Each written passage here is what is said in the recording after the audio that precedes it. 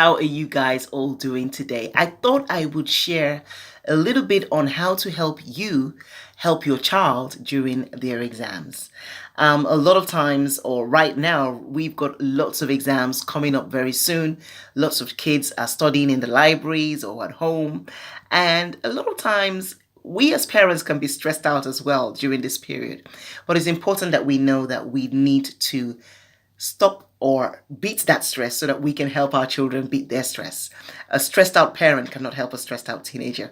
So we need to learn how to deal with that and help our children deal with their own stress.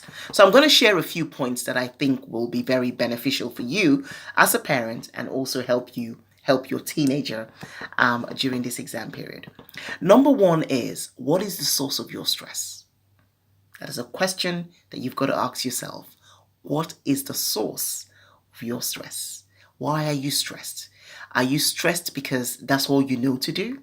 Or are you stressed because even when you were a child, this is how you dealt with exam seasons and exam periods? Or are you stressed because you are bothered about what will be the story that you will tell others when the result comes out?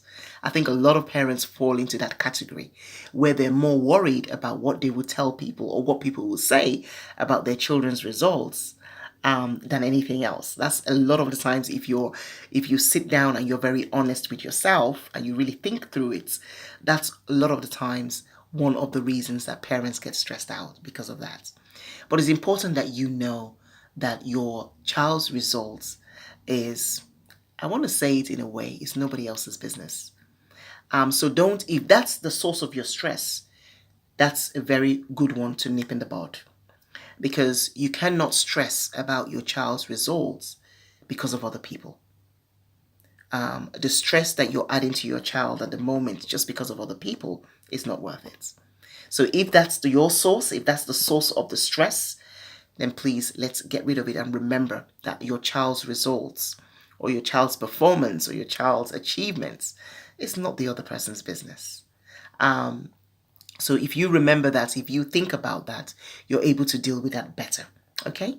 Also, if you didn't have a lot of encouragement growing up and you didn't know how to deal with stress as a child, now that you're grown up, you're still very stressed out. Remember that your stress is adding on to your child's stress. I think that's one way to think about it. If you think about it and realize that your stress is adding on to their stress, then that will help you calm down and deal with your own stress. How can you deal with your own stress? Just chill out. Remember that exams are not it's not the end of the world. Exams is not a life and death situation. Exams are just tests for your children at this time, at this point in their lives. That's what exams are. So don't over stress. What's the word now? Don't overstress the importance. Exams are important, but don't overhype the importance. Is where I'm coming from. So that's key in that how you can help yourself deal with the stress. Another way is just remembering that your child is unique, your child is different. The way your child studies could be different from the way your other child studied. They're completely unique. Each child is very, very unique. So always remember that. Another point that I would like to say is please let us not compare at this period. Sometimes if it's situations where you already have a child who has taken this similar exam, you were tempted to talk about, oh, they did it well, so you can do it. Nah, that's not motivation. That's not encouragement. Please don't compare your child to their siblings or to their family friends who have taken similar exams. Your child is different. This is the first time they're taking these exams. Encourage them and treat them and support them as they take their exam. And please don't bring other people into the picture as well. All right. So comparing is a big no-no. Criticizing as well in this period is a big no-no because criticizing doesn't do any good for your child who's already stressed out, who's already worried about their exams. Criticizing them doesn't do any good. So let's avoid criticizing them. Another point that I've got here is let's avoid the family arguments. A lot of times, family arguments, I don't think they're ever intentional. They just erupt from nowhere, from one person saying one thing, somebody else not agreeing. Avoid family arguments during these exam periods because Your child that is revising for an exam, your child that is sitting for an exam, does not want that added worry to their lives. So let's avoid, be the calm parent, be the intentional parent, be the conscious parent who is aware of their surroundings, and just have a gentle answer. As they say, a gentle answer calms the whole thing down, calms the fire down. So be that gentle parent, be that conscious parent, be that parent with purpose, be that parent that is intentional about their surroundings, and you won't have those arguments to argue for. Okay.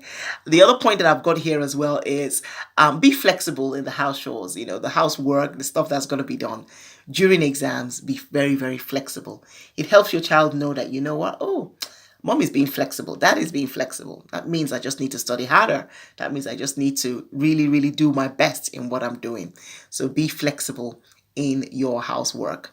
I would also say just overload with encouragement and try to avoid over asking questions. I know some parents are so used to asking, oh, what time did you study? How many hours did you study? Did you do this? Did you do that? I'm not saying don't ask questions at all, but don't over ask, don't overload them with loads of questions during this time. They know what they've got to do. Just encourage them to do it and keep supporting them as they do it. And that's really key with what they need at this time. Sometimes the overload of questions can really, really do stress them out. The support group child line says that lots of children who actually contact them feel the most pressure comes from their families. Most of the pressure that children that call this support group child line, most of the pressure they say comes from their family. So let's avoid that. Let's minimize that. It's nothing wrong with your children knowing your expectations. There's nothing wrong with having high expectations for your children, but it's the way you deliver these expectations that really, really, really matters. Oops.